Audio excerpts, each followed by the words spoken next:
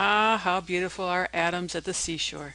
In this video, I talk further about atoms and add the new topic of the various ways the weight of an atom is scientifically monitored and discussed. You'll see what I mean by weight in just a few slides. I've made notes for this video and put them on our class website. If you don't already have them, you might want to pause and print them out. If you don't have access to a printer, don't worry about the notes. You can just copy the slides directly onto your science notebook. Here's a short list of what we're going to talk about today. First thing is electron clouds. That's the model that we use to discuss the electrons going around the nucleus. Then we're going to talk about the actual physical proportions of an atom, how big an electron is compared to a neutron, for example. We'll talk about electrons, protons, neutrons, the subatomic particles of an atom. Then we're going to get into atomic number.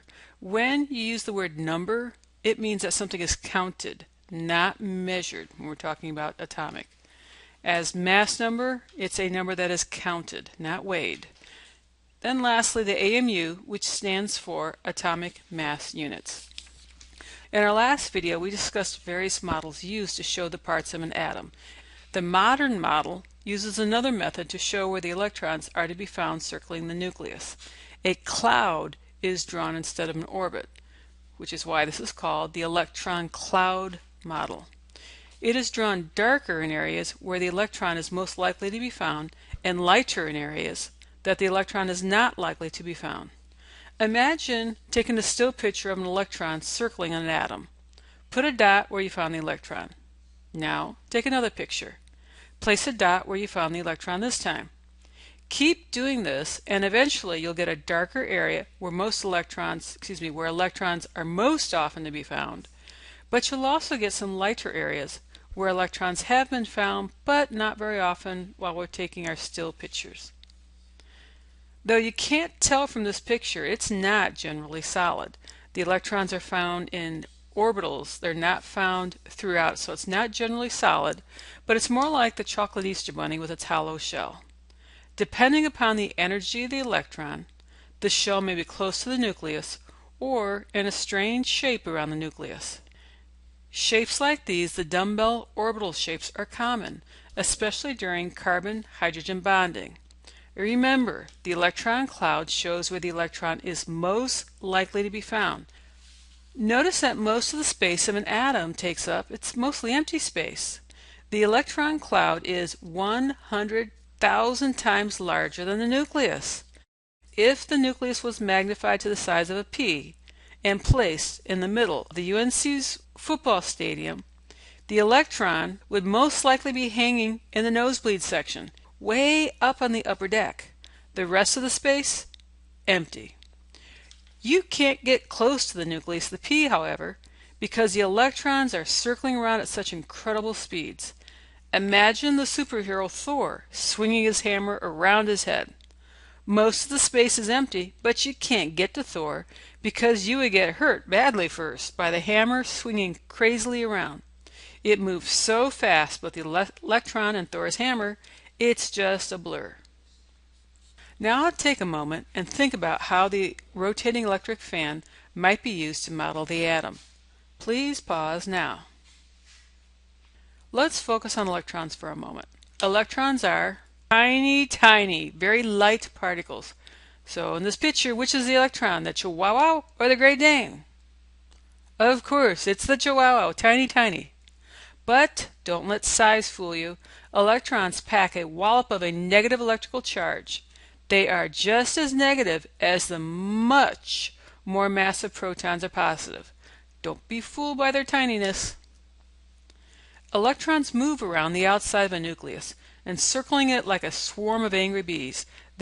Now it's protons' turn. Protons are massive, much larger and heavier than electrons, 2,000 times the size. Protons have a positive electrical charge, and protons are located in the nucleus of an atom. Unlike electrons, which we have not been able to subdivide into smaller pieces, protons are subdividable. We found out they are made up of elementary particles called quarks. So quarks, you have two up quarks and one down quark, and that's what makes up a proton. Just in case you forgot our last lesson, here are the current elementary particles known. And no, you don't need to write this down, it's for your information only. Neutrons are also part of atoms. Neutrons are also massive. Neutrons are large and heavy like protons, 2,000 times the mass of an electron. In this picture, which is the neutron? The big dog or the small dog? Big dog! Neutrons have a neutral electrical charge. Though most people say neutrons have no electrical charge, that's not entirely correct, because internally they do have a negative electrical charge, and they do have a positive electrical charge. The positive charges exactly match the negative charges and it cancels each other out. That is why it's not entirely correct to say no charge, but everyone refers to the neutron, even physicists, as having no charge. Like the proton, the neutron is located in the nucleus of the atom. And again, like protons, neutrons are subdividable. Neutrons are also made up of elementary particles called quarks. Whereas the protons have 2 up and 1 down quark, neutrons have 2 down. See in the picture, you have 2 down quarks and 1 up quark. Take a minute and match the parts to the atom. For physical science, we don't need to worry about the quark arrangement of the neutrons and protons.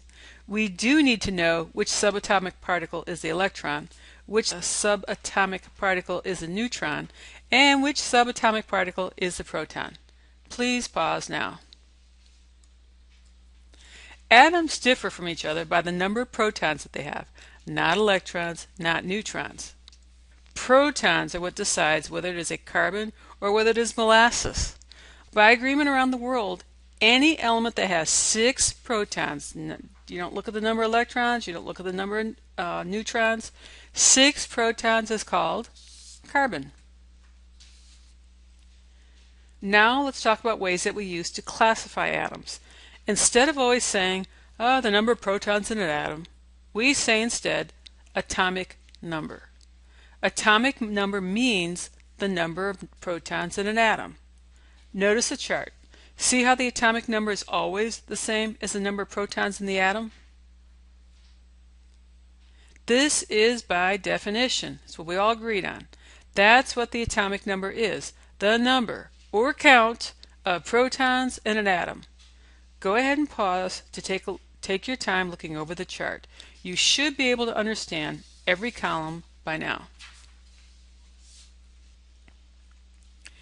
The mass number is something special and differs from the atomic number. Whereas the atomic number was the number of protons, the mass number is the number of protons plus the number of neutrons. This makes sense. Where does the mass of an atom come from? The electrons? No!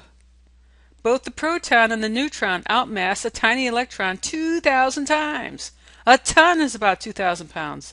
The American buffalo is about 2,000 pounds in weight.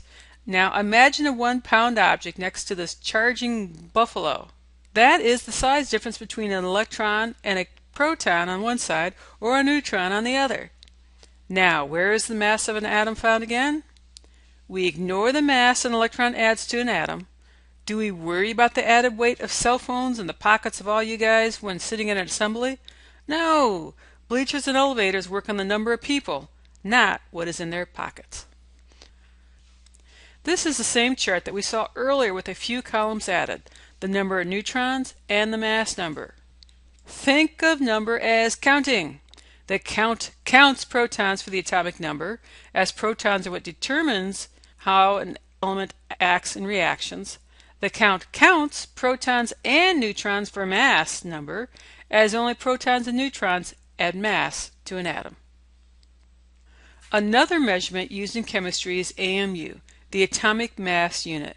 We could use grams, but the mass of an electron is approximately 9 times 10 to the minus 28 grams. How small is that? Nothing we can measure using instruments, that's for sure. Instead of looking at all those zeros, which remember it's 10 to the minus 28, that's a lot of zeros, we switch to AMUs. But what's an AMU? By definition, that's mean we agreed around the world 1 AMU equals to 1/12 the mass of a standard neutral carbon atom. Neutral means that the number of protons equals the number of electrons. Standard neutral also means that the number of neutrons equals the number of protons. And we're going to talk about standard neutral in the next unit. Therefore, a standard neutral carbon atom has 6 protons and 6 neutrons. 1/12 of that would be about the size of just one proton or just one neutron. AMUs are often rounded to 2 decimal places, giving them the appearance of a whole number. But don't be fooled. You need a calculator for determining AMU. It's not something you count. Here's another picture of atomic mass units. Notice the carbon atom is split into 12 equal pieces. Recall that Electron Cloud is a model of an atom where the darker areas, the denser areas, shows where the electron is most likely to be found. We looked at how most of the atom is empty. The P in a stadium where the only seat taken in the entire stadium is one lone seat way up in the nosebleed section. The electron is small, yet packs a heck of a negative charge. The proton is positive and positively charged. The neutron is just as massive as the proton, yet has a neutral charge. AMU is a comparison to 1/12 the size of a carbon atom. Calculator required. Atomic number is the count of the protons in a specific atom. Only counts allowed. Mass number is the count of the elements adding mass to the specific atom.